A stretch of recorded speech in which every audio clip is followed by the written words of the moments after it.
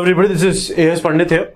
And I welcome you all to the Catalyst Group GS classes. आज हम polity की class लेके आने वाले हैं। हमने पॉलिटी में अभी प्रीएम्बल पढ़ लिया था, पार्ट 1, पार्ट 2। पार्ट 2 बहुत अच्छे से कंप्लीट कर लिया था, सिटीजनशिप पूरा समझ लिया था हमने, और सिटीजनशिप अमेंडमेंट एक्ट भी बहुत अच्छे से समझ लिया था।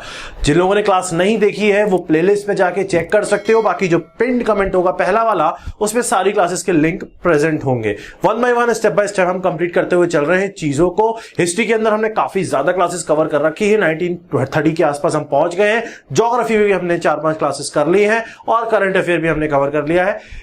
इकोनॉमिक्स की क्लास नेक्स्ट वीक से आ जाएगी, और मैंने अब ये सोचा है आप लोगों को टाइम टेबल बता दिया करूंगा, चाहे वो YouTube क्लासेस का टाइम टेबल हो, जो वीकेंड हमेशा हर वीकेंड में आपको 8:30 से 9 के बीच में 2 क्लासेस मिल जाया करेंगी। उसका टाइम टेबल यहाँ पे आज मैं आपको समझा दूंगा। बाकी जिन्होंने स्पेसिफिक बैच ज्वाइन किया हुआ है, जैसे अभी EPFO का बैच हमने लॉन्च किया हुआ है, उसमें जो बच्चे एडमिशन ले रहे हैं, तो वहां पे EPFO को स्पेसिफिक टारगेट रख के उसके पैटर्न के हिसाब से पढ़ाया जाता है। ये चीज ध्यान रखना, बहुत लोगों को कंफ्यूजन होता है दिमाग में कि सर YouTube क्लासेस से क्या डिफरेंट है। वहां पे एक तो सारी चीजें पढ़ाई जाएंगी जो पूरे के पूरे सिलेबस में है, क्योंकि हम लोग यहाँ पे अकाउंटिंग, लेबर लॉस, ये सब सारी चीजें कंप्लीट नहीं करा सकते, वो इम्पॉसिबल है। GS कंप्लीट मैं करा सकता हूं क्योंकि वो मैं पढ़ा रहा हूं, बट जो स्पेशलाइज्ड फैकल्टी हम लेके आ रहे हैं वो तो आई डोंट नो कि वो पढ़ाएंगे इस तरीके से। इसीलिए तो वहां पे अगर आप स्पेसिफिक टारगेट रख रहे हो EPFO का या किसी भी एग्जाम का जो हम कोर्स लॉन्च करते हैं, तो फिर आप वहां जा सकते हो। अदरवाइज अगर आप इन जनरल किसी भी एग्जाम को देने के लिए तैयार कर रहे हो अपने आप को, तो आप यहाँ पे क्लासेस कंटिन्यू फॉलो कर सकते हो, चलती रहेगी क्लासेस, कभी बंद नहीं होंगी, ऐसा कभी होगा नहीं। अभी जो टाइम टेबल है वो ये है कि जैसे आज पॉलिटी की क्लास शेड्यूल है, और पॉलिटी की क्लास के बाद अब आपको कल मिल जाएगी हिस्ट्री और करंट अफेयर दोनों ही क्लासेस। उसके बाद नेक्स्ट वीकेंड जो आएगा उसमें इकोनॉमिक्स में स्टार्ट कर रहा हूं, उसकी बेसिक्स पूरा का पूरा कवर करेंगे, और इकोनॉमिक्स में भी बहुत मजा आएगा। बच्चों को समझ में नहीं आती, पर यहां मैं इकोनॉमिक्स की कोशिश करूंगा आपको समझ में आ जाए। उसके बाद 22 जो संडे है, 22 जून जो है, उसमें हम हिस्ट्री और पॉलिटी दोनों क्लासेस आपको लेके आएंगे। तो कोशिश ये रहेगी कि हर वीकेंड में आपको 3 से 4 क्लास, बताओ हर हफ्ते में आपको 3 से 4 क्लास यहाँ पे यूट्यूब पे मिलती रहे। इसके बाद अगर आपने EPFO का कोर्स ज्वाइन कर रखा है, तो फ्रीडम स्ट्रगल से हम स्टार्ट कर रहे हैं मंडे से। अभी हमने पूरा प्लान और स्ट्रेटेजी वीडियो अपलोड कर दिया था, जिन्होंने ज्वाइन किया हुआ उनकी प्रोफाइल में आ गया होगा। जिनको करना है वो कर सकते हो, अभी भी एडमिशन ओपन है। आप जाके वेबसाइट पे साइन अप करना, लॉग इन करके वहां से ज्वाइन कर सकते हो। क्लास आपको फ्रीडम स्ट्रगल की मिलनी स्टार्ट हो जाएगी 15 तारीख से। क्लास एक बार आती है, फिर सेव हो जाती है, उसके बाद आप जब मन चाहे देख सकते हो। अगर आप टेक्निकल फील्ड से हो, चाहे ES, गेट, SSC, UPPSC, तो सिविल इंजीनियरिंग में मैं इन्वायरमेंटल इंजीनियरिंग स्टार्ट कर रहा हूं। मैकेनिकल में मशीन डिजाइन होगा, और इलेक्ट्रिकल में पावर सिस्टम आपका स्टार्ट होगा। आप कंटिन्यू कर सकते हो, ये पेड बैच है, और जो ये वाले जो है यूट्यूब पे कंटिन्यू चलते रहेंगे वीकेंड के वीकेंड। आज हम जो बात करने वाले हैं वो पॉलिटी के लेक्चर को आगे लेके जाने वाले हैं। पॉलिटी में अभी तक हमने, अगर हम बात करेंगे, तो हमने सिटीजनशिप कंप्लीट करके फंडामेंटल राइट्स में एंट्री कर ली थी। फंडामेंटल राइट्स के अंदर एक चीज और देखना रखा, सिटीजनशिप में मैंने आपको सिटीजनशिप अमेंडमेंट एक्ट भी समझा दिया है। जिन्होंने नहीं देखा है, जाके प्रीवियस क्लासेस मैंने पहले बोला है, देख लेना। फंडामेंटल राइट्स हमने स्टार्ट किए थे, आर्टिकल नंबर 12 से लेकर आर्टिकल नंबर 35 में इन चीजों को कवर किया जाता है। हमने 12 आर्टिकल कवर कर लिया था, 12, 13 कवर कर लिया था, फिर हम 14 से 18 वाले आर्टिकल्स की बात कर रहे थे, जिनको इन ऑल ओवरऑल बोला जाता है right to equality. Right to equality मतलब समानता। तो आर्टिकल नंबर 14 से हम बात कर रहे थे। 14 के अंदर इक्वालिटी से रिलेटेड सारी जनरल बात की गई थी कि सब इक्वल है, लॉ के लिए सब बराबर हो, लॉ अंधा है, लॉ को सब इंसान बराबर दिखते हैं। सिमिलरली आर्टिकल नंबर 15 की जब हमने बात की थी, तो आर्टिकल नंबर 15 के अंदर कुछ ग्राउंड फिक्स किए गए थे, 5 ग्राउंड फिक्स किए गए थे कि भाई रेस, इन चीजों के सेक्स, इन सब चीजों को लेके कभी भी किसी के लिए डिस्क्रिमिनेशन नहीं करना चाहिए, किसी के साथ भेदभाव नहीं करना चाहिए। तो आर्टिकल 14 जनरल इक्वालिटी बता रहा था, आर्टिकल 15 थोड़ा सा स्पेसिफिक होकर बता रहा था, क्लास पहले आ चुकी है। फिर हम आर्टिकल नंबर 16 में आ गए थे, और आर्टिकल नंबर 16 को हम समझ रहे थे। आर्टिकल नंबर 16 के अंदर जो इक्वालिटी से रिलेटेड बात की गई है, वो बात की गई है जॉब, अपॉइंटमेंट्स, इन चीजों को लेके। तो आर्टिकल नंबर 16 को हम डिस्कशन में आज अच्छे से कवर करने वाले हैं। और आर्टिकल नंबर 16 के लिए भी आपने जो फर्स्ट सेकंड जो उसका कवर किया था, आज हम आर्टिकल नंबर 17 भी साथ में कवर करेंगे। इस लेक्चर के एंड में जो पोर्शन होगा लास्ट का, उसके हम अंदर अनटचेबिलिटी जो आर्टिकल नंबर 17 है, और 100% एग्जाम में आपको उससे एक क्वेश्चन मिलने वाला है, उसको हम आज कवर करेंगे। तो आज का जो हमारा एम है वो 16 और 17 पूरा कवर कर लेना है माइंड मैपिंग फॉर्म के अंदर। तो स्टार्ट करते हैं बिना आगे बात को कि ये फालतू आर्टिकल नंबर 16 का बहुत इंपॉर्टेंट पॉइंट प्रीवियस क्लास से कनेक्ट करते हुए मंडल कमीशन। मैंने आपको कुछ चीजें बताई थी प्रीवियस क्लास के अंदर कि अपॉइंटमेंट्स के अंदर कुछ रिजर्वेशंस की बात चलने लगी थी, कुछ जगह रिजर्वेशंस उठने लगे थे, कुछ केस हमने डिस्कस किए थे जहां पे ये पता लग गया था कि SEBC socially and educationally backward classes जो होती हैं उनकी कुछ बात आने लग गई थी। तो अब अगर हम बात करेंगे 1979 के आसपास, 1979 की अगर हम बात करेंगे तो 1979 के अंदर जो हमारे प्राइम मिनिस्टर थे वो थे मोरारजी देसाई जी। देसाई जी ने क्या किया, एक कमीशन बनाया, क्योंकि उस समय रिजर्वेशन की बहुत बात चल रही थी, बहुत कंफ्यूजन था कि रिजर्वेशन किसको दिया जाए। रिजर्वेशन दिया जाएगा ये फिक्स हो चुका था, बट कुछ ना कुछ नया निकल के आ रहा था कि किसको रिजर्वेशन देना है किसको नहीं देना है, कुछ स्पेसिफिक नहीं था। ST SC का क्लियर हो चुका था, बट उसके अलावा हर कोई अपनी अलग SEBC बता रहा था कि भाई ये भी हमारे बैकवर्ड क्लास के लोग हैं। तो एग्जैक्टली बैकवर्ड क्लास किसको कंसीडर किया जाएगा वो पता करने की बात चल रही थी, समझ में आ रहा है। तो यहां पे मोरारजी देसाई जी ने क्या किया, एक कमेटी बनाई। इस कमेटी के जो चेयरमैन थे वो थे BP मंडल जी।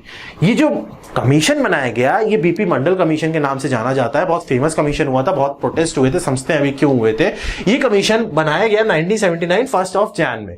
इस कमीशन को एक काम दिया गया कि भाई साहब तुम्हारा ये काम है, एक काम करो तुम पता करके आओ कि ये जो अलग अलग स्टेट से अलग अलग लोग अपनी अपनी बैकवर्ड क्लासेस बता रहे हैं जिनको रिजर्वेशन चाहिए, ST SC को तो हम दे ही रहे हैं, अब जो बैकवर्ड क्लासेस की रिजर्वेशन की बात हो रही है वो हर स्टेट अपना अलग लेके आ रहा है। तो एक काम करो, इंडिया के अंदर सबसे पहले एक एग्जैक्ट मुझे नंबर बताओ कितनी बैकवर्ड क्लास है और कौन सी बैकवर्ड क्लास है।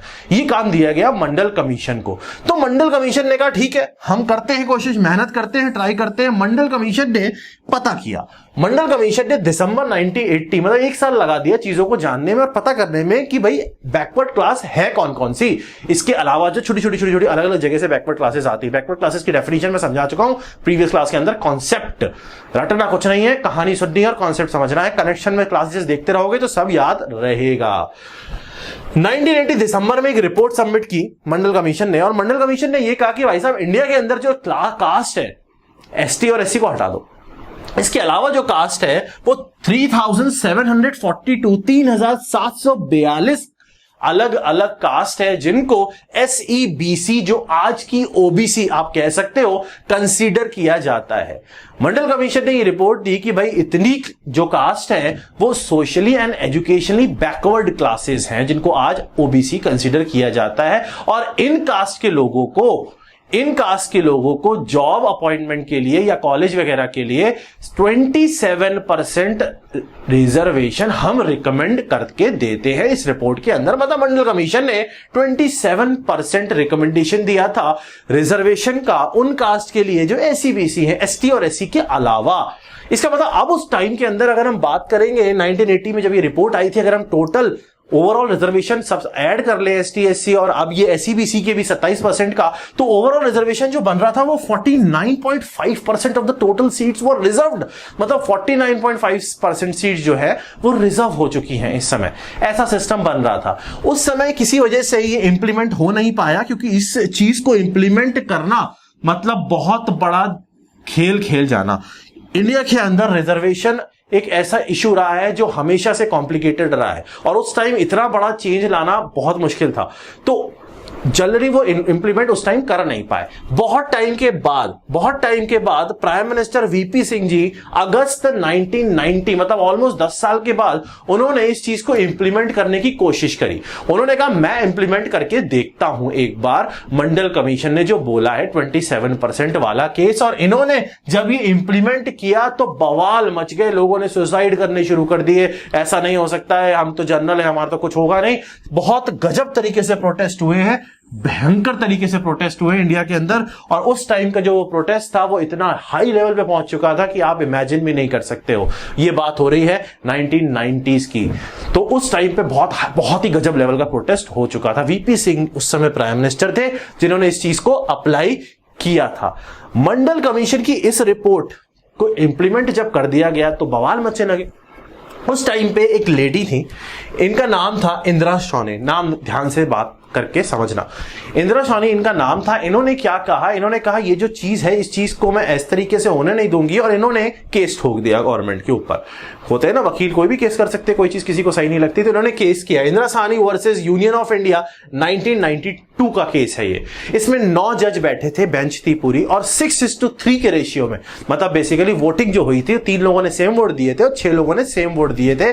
उस वोटिंग के आधार पे 9 लोग बैठे थे जज। इंदिरा शाहनी ने केस किया था। रिजर्वेशन की बहुत बड़े बवाल चल रहे थे, प्रोटेस्ट चल रहे थे, उस रिजर्वेशन के अगेंस्ट उसको रोकने के लिए, कंट्रोल करने के लिए केस किया गया था। बट उस केस के अंदर 6:3 के रेशियो से जो आउटपुट निकला वो ये निकला कि भैया जो हो रहा है वो होगा, लेकिन कुछ कंडीशंस के साथ होगा। रिजर्वेशन लगेगा लेकिन कुछ कंडीशंस के साथ लगेगा। तो अब कंडीशन क्या आई, कोर्ट ने ये बोला कि रिजर्वेशन आप दे रहे हो, ठीक है दे दो, जितना दे रहे हो दे दो, 27% और पूरा जोड़ के 49.5 हो रहा है, दे दो। बट आप वो रिजर्वेशन सिर्फ और सिर्फ अपॉइंटमेंट में ही दोगे, आप वो रिजर्वेशन प्रमोशंस में नहीं दोगे। ध्यान रखना, पहली बार केस हुआ है, इंदिरा शाहनी ने केस किया है, 1992 में रिजल्ट आया है, और अपॉइंटमेंट के ऊपर रिजर्वेशन लगाने की बात की गई है, प्रमोशंस पे नहीं लगाया जाएगा, ऐसा बोला गया उस टाइम पे, ठीक है। और यह कहा गया सेकंड पॉइंट कि अब कुछ भी हो जाए, रिजर्वेशन 50% से ऊपर कभी नहीं होना चाहिए। करंट भी अभी तो 49.5 हो रहा है, लेकिन बैकलॉग वाला सिस्टम भी। मैंने प्रीवियस क्लास में आपको एक चीज समझाई थी कि कैरी फॉरवर्ड हो जाती थी सीट्स। जैसे फॉर एग्जांपल कोई आज एग्जाम आप देते हो, उस एग्जाम में कोई सीट वैकेंट रह जाती है जो बेसिकली कास्ट के लिए रिजर्व्ड थी, तो पहले क्या होता था, वो जो वैकेंट परसेंटेज रह जाती थी वो नेक्स्ट ईयर ऐड हो जाती थी। तो वो ऐड हो के ये हो जाता था कि ओवरऑल जो सीट रिजर्व हो जाती थी वो 50% से ज्यादा हो जाती थी। समझ रहे होगे ना, 10 बस्ती चली जाएंगी तो एक टाइम 10 बल्कि 100 हो जाएंगी ना। और अगर अभी इस ईयर में सीट 100 ही हैं और पुरानी भी 100 हैं, तो आप खुद बता सकते हो करंट में भी रिजर्वेशन 50% और फिर अलग से 50-50, तो ओवरऑल तो बहुत ज्यादा हो गया।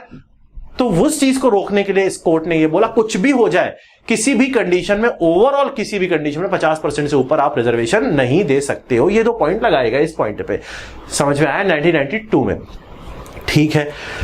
पार्लियामेंट और जुडिशरी के बीच में पंगे रहते हैं, मैंने आपको हमेशा से बताया है। पार्लियामेंट को यह चीज पसंद नहीं आई। मेरा लेक्चर देखना, लेक्चर नंबर 2, जिसमें मैंने बेसिक स्ट्रक्चर ऑफ कॉन्स्टिट्यूशन आपको समझाया है कॉन्सेप्ट से, उसको एक बार देखना, मजा आएगा। जिसने नहीं देखा, जिसने देखा वो पहले मजे ले चुका है। यहां पे पार्लियामेंट को यह बात समझ में नहीं आई, पसंद नहीं आई। पार्लियामेंट ने कहा भाई साहब मैं तो अब लॉ बना दूंगा, मेरे पास तो लॉ मेकिंग एबिलिटी है, मेरे पास तो लॉ मेकिंग एबिलिटी है। जुडिशरी जो गेम खेलता है मैं उस गेम को कैच, उस बॉल को कैच करने के लिए यहां पे बैठा रहता हूं। पार्लियामेंट ने क्या किया, पार्लियामेंट को ये चीज पसंद नहीं आई और पार्लियामेंट, बहुत ध्यान से मेरी बात को सुनना, 77th अमेंडमेंट एक्ट लेके आया 1995 में। 1992 में वो हुआ था, 1995 के अंदर पार्लियामेंट ये अमेंडमेंट लेके आया, 77th अमेंडमेंट लेके आया। और इस अमेंडमेंट ने पार्लियामेंट ने 16 क्लॉज 4A ऐड कर दिया। 16 क्लॉज 4A ऐड करके पार्लियामेंट ने ये बोला कि अब रिजर्वेशन अपॉइंटमेंट में क्या, प्रमोशन में भी होगा। 16 क्लॉज 4A बोलता है रिजर्वेशन प्रमोशन में भी होगा। अब पॉइंट ये बना कि पार्लियामेंट यहां जीत गई। उसके बाद 1995 में प्रमोशन में रिजर्वेशन ऐड करने के बाद पार्लियामेंट ने फिर से अमेंडमेंट किया, 81st अमेंडमेंट। अच्छा, ये जो अमेंडमेंट है इन पे मैं अलग से 6 क्लास बनाऊंगा, 6 क्लासेस, इसमें मैं सारे अमेंडमेंट कवर कराऊंगा विद स्टोरीज। सब अमेंडमेंट क्यों हुए उसके पीछे की स्टोरी, जैसे मैंने आपको इमरजेंसी वाली स्टोरी समझाई थी सारी की सारी, कि वहां पे वो केस हार गए थे, इस तरीके से प्रीवियस लेक्चर देखना। तो एकदम कायदे से सारे लेक्चर्स देखते रहोगे, पूरा कवर हो जाएगा। और मैं गारंटी दे रहा हूं, ये बहुत सारे बच्चे मैसेज करते हैं कि सर आपने जो पढ़ाया, मैंने मॉक टेस्ट दिया, मैं सारे क्वेश्चन ऑलमोस्ट बन गए, सिर्फ आपकी लेक्चर देख के, कोई किताब नहीं, कुछ नहीं। तो कुछ करने की जरूरत भी नहीं है। किताब ये सामने जो मैं बोल रहा हूं ना, ये किताब है, इस किताब को बस दिमाग में पिक्चर की तरह उतार लो, खत्म खेल, कोई टेंशन वाली बात ही नहीं है। 16 क्लॉज 4A प्रमोशन में भी ऐड कर दिया गया रिजर्वेशन का सिस्टम। उसके बाद 81st अमेंडमेंट लेके आया गया 2000 के अंदर, इसमें ऐड किया गया 16 क्लॉज 4B। पार्लियामेंट हमेशा जुडिशरी के अगेंस्ट रहती है, इसको ध्यान रखना। पूरे के पूरे कॉन्स्टिट्यूशन में, पूरे के पूरे सिस्टम में यही है। 16 क्लॉज 4B ने यह कहा कि अब जो पार्लियामेंट चेंज लेके आ रही है वो ये है कि पहले जो कोर्ट ने 50% का 50% की सीलिंग लगाई थी ना, 50% की लिमिट, अब वो भी नहीं है। मतलब अब 50% की लिमिट भी हटा दी गई कि अब रिजर्वेशन पे कोई लिमिट नहीं है। जो पुरानी बैकलॉग सीट भी आ रही है, आने दो सबको, कोई दिक्कत नहीं है। तो यहां पे इन्होंने ये 16 क्लॉज बी 4B डाल के ये बता दिया कि 4A तो अब है ही, 4B भी है 81st अमेंडमेंट से, कि अब रिजर्वेशन के जो परसेंटेज है वो 50 के ऊपर भी जा सकती है। अगर बैकलॉग से आ रही है तो भी कोई दिक्कत नहीं है, कोई भी सीलिंग, कोई भी लिमिटेशन उसके ऊपर नहीं होगी। पार्लियामेंट यहां पे गेम खेल गई और पार्लियामेंट यहां पे जीत गई। इसका मतलब 16 के मैंने 2 क्लॉज आपको अभी समझाए हैं, बेसिकली आर्टिकल 2 पार्ट समझाए हैं। एक तो 4th समझ लिया हमने और 5th समझ लिया। 1 2 3 हम पहले ही देख चुके हैं पिछली क्लास के अंदर। 5th की मैं आप बात कर देता हूं, फिर समझ लिया, फिर समझा दूंगा। अभी 16 क्लॉज 5 ये कहता है कि अगर कोई, मेरी बात को ध्यान से सुनना, हम किसकी बात कर रहे हैं? Right to equality. सब इक्वल है, चाहे कोई किसी भी कास्ट का हो, कोई दिक्कत नहीं है, सब इक्वल है, किसी भी रिलीजन का हो, कोई दिक्कत नहीं है, ठीक है। किसी को कास्ट, रेस, सेक्स, इन चीजों को लेके कभी भी रिकमेंडेशन, वो आपको डिस्क्रिमिनेशन नहीं करना है, ठीक है। 16 क्लॉज 5 ये कहता है कि अगर कोई रिलीजियस इंस्टीट्यूशन है, उसमें रिलीजन के बारे में पढ़ाया जाता है, या मान लो फॉर एग्जांपल सिखाया जाता है, कुछ भी है, उसमें कोई जॉब निकलती है, तो उस जॉब के लिए अगर वो किसी एक पर्टिकुलर कास्ट या पर्टिकुलर रिलीजन के बंदे को ही प्रेफरेंस देते हैं तो कोई दिक्कत नहीं है।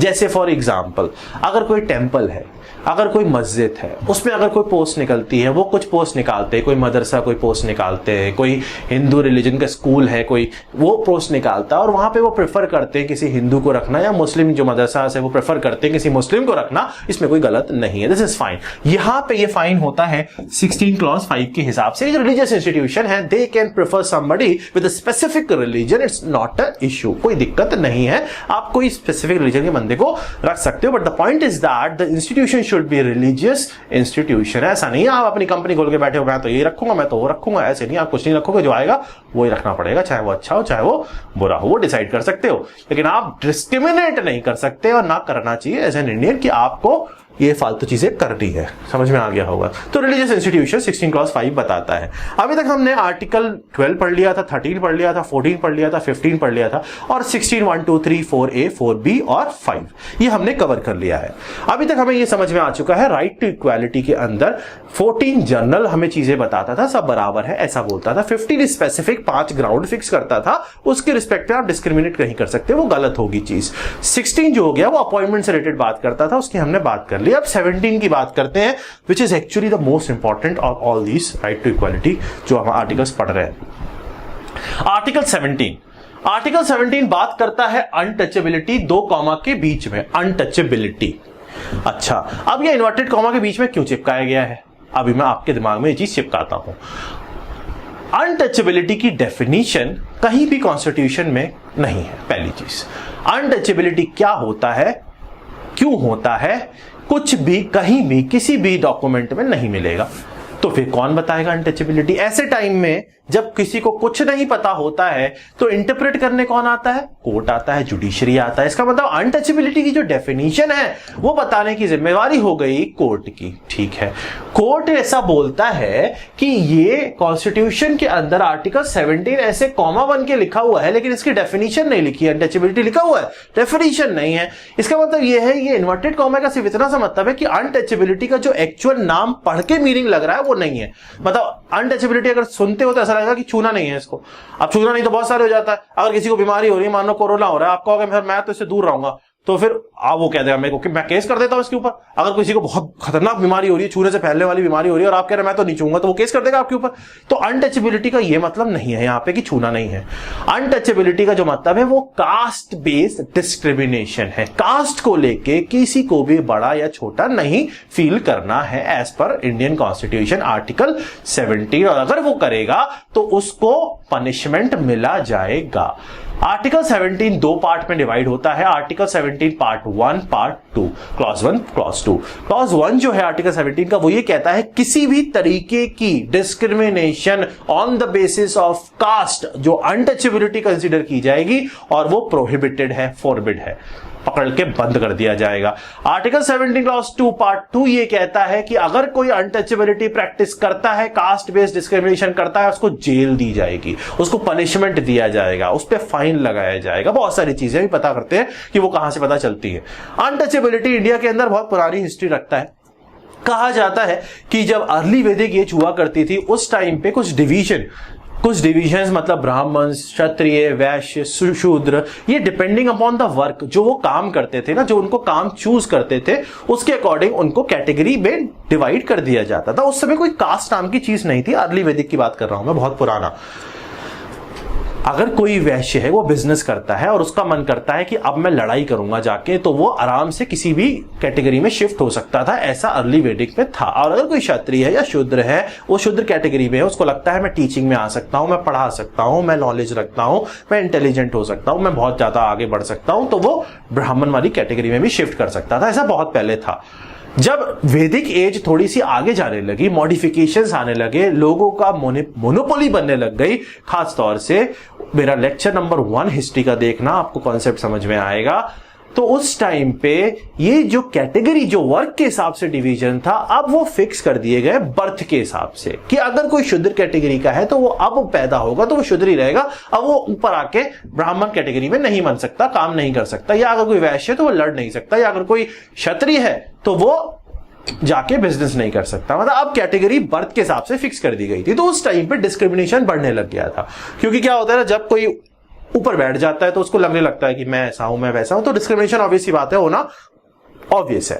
तो उस टाइम से इंडियन हिस्ट्री में अनटचेबिलिटी आता है। इसीलिए आज के टाइम पे गवर्नमेंट ये प्रोविजंस बनाती है कि जो लोगों ने सफर किया है उन लोगों को थोड़ा सा सपोर्ट किया जाए, क्योंकि वो आज भी बहुत सारे लोग ऐसे हैं, हाँ बहुत सारे लोग ऐसे भी हैं जो उस चीज से आगे आ चुके हैं, फिर भी वो उस चीज का यूज हो रहा है, बट अभी भी बहुत सारे लोग ऐसे हैं कि जो अभी भी उस पर्टिकुलर सिचुएशन से बाहर नहीं आ पाए हैं। तो क्योंकि उनको हेल्प करनी, इस चक्कर में एक कॉमन हेल्प सबको प्रोवाइड कर दी जाती है, जिसकी वजह से कुछ ऐसे लोगों को भी हेल्प मिल जाती है जो एक्चुअल में बहुत आगे आ चुके होते हैं। बट हमारी प्रायोरिटी जो नुकसान या परेशानी झेल रहा होता है उसको ठीक रखना होता है। जो पहले से ठीक है उसको अगर और ठीक कर दोगे तो वो हमारा मेन प्रायोरिटी नहीं होता। परेशान इंसान को ठीक करना इज द मेन प्रायोरिटी, और होनी भी चाहिए। आप भी लाइफ में ये चीज ध्यान रखना।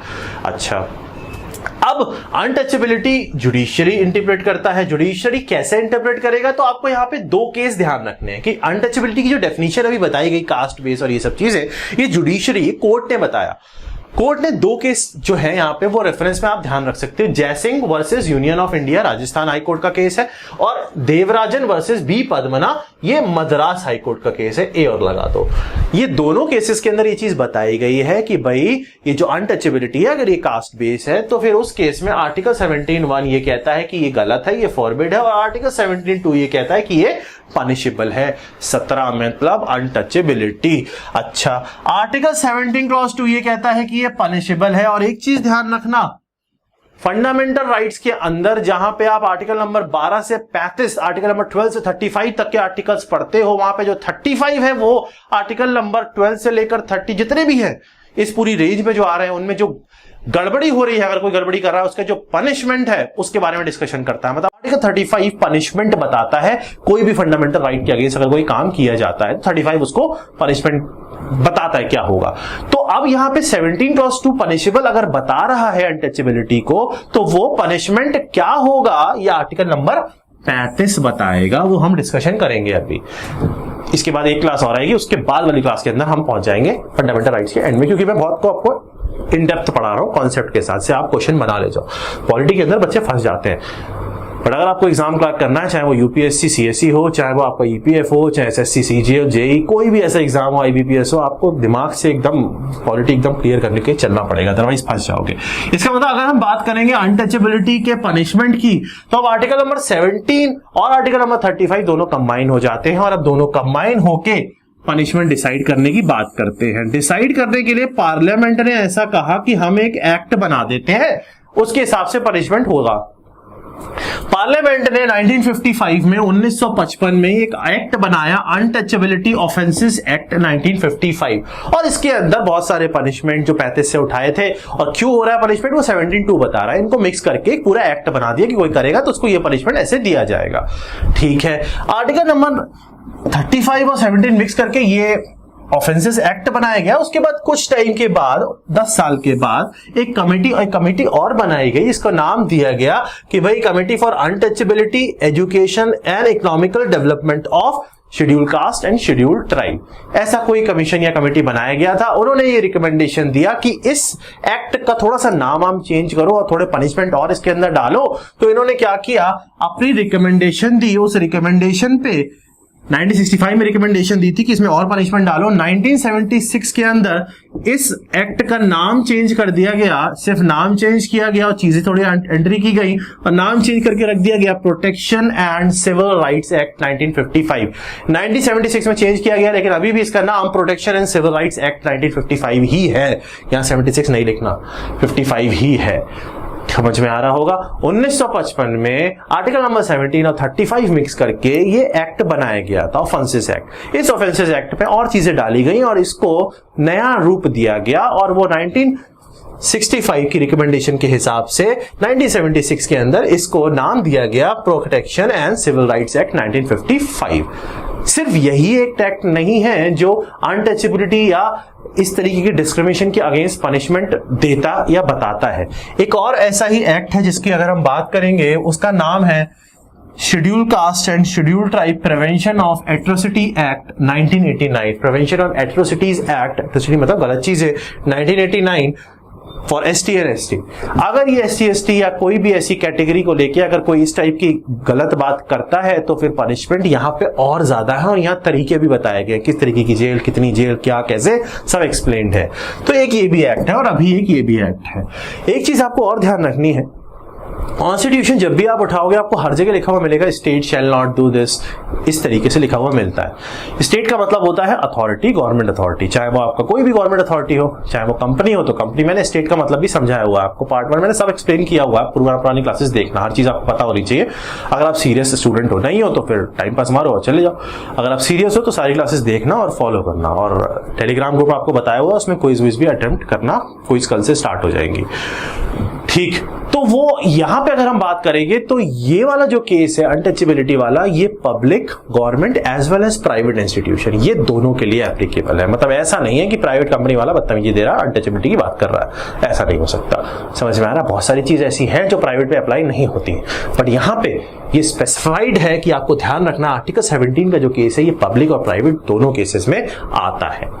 आज की हमने क्लास के अंदर 16 पूरा कवर खत्म कर दिया है, 17 पूरा खत्म कर दिया है, 18, 19, 20, 21 ये 4 हम और कवर करेंगे बहुत बढ़िया, बहुत इंपॉर्टेंट तरीके से। इनके पीछे के जो केसेस है उनकी स्टोरी बहुत अच्छी है, कहानियां बहुत अच्छी हैं, आपको इंटरेस्ट आएगा क्योंकि वो कुछ पर्टिकुलर लीडर से रिलेटेड है, उनकी हरकतों से रिलेटेड है, तो उनकी कहानियां मैं आपको सुनाऊंगा आर्टिकल याद कराने के साथ साथ। आप जो नेक्स्ट वीक आपकी पॉलिटी क्लास आएगी तब तक आपको सिर्फ इतना काम करना है, आपको जितनी भी क्लासेस पॉलिटी की आ चुकी हैं अब तक सारी पिन कमेंट में मैं डालवा रहा हूं, वो सारी की सारी क्लासेस देख लेना। और टेलीग्राम ग्रुप आपको पहले से ही पता है, कैटलिस्ट ग्रुप ऑफिशियल के नाम से है, catalyst group official. Telegram app download कर लेना, कैटलिस्ट ग्रुप ऑफिशियल के नाम से सर्च करना, नंबर सेव कर लेना 6397788939। ये नंबर सेव करने के बाद सर्च करोगे, 27,000 28,000 के आसपास सब्सक्राइबर है, सबसे ज्यादा उसी को ज्वाइन करना, बाकी सब फेक बने हुए हैं, फेक में कोई मटेरियल नहीं जाता। इस क्लास के नोट्स तुरंत इस क्लास के बाद उस ग्रुप में चले जाएंगे, तो वो ज्वाइन कर लेना। उसमें कल क्विज भी होगी, उस क्विज पे परफॉर्मेंस अच्छी देना, पता लगता रहता है कौन कैसा काम कर रहा है। बाकी रेगुलर रूटीन में क्लासेस करते रहो, और कोई डाउट आता है, कोई कंफ्यूजन आता है तो टेलीग्राम पे आप पूछ सकते हो। This is S Pandey signing off this session. Let's meet tomorrow with the class of history as well as current affair. मस्त रहो, ऐश करो और लोगों को बताते रहो और पढ़ाते रहो, जितना पढ़ाओगे उतनी नॉलेज।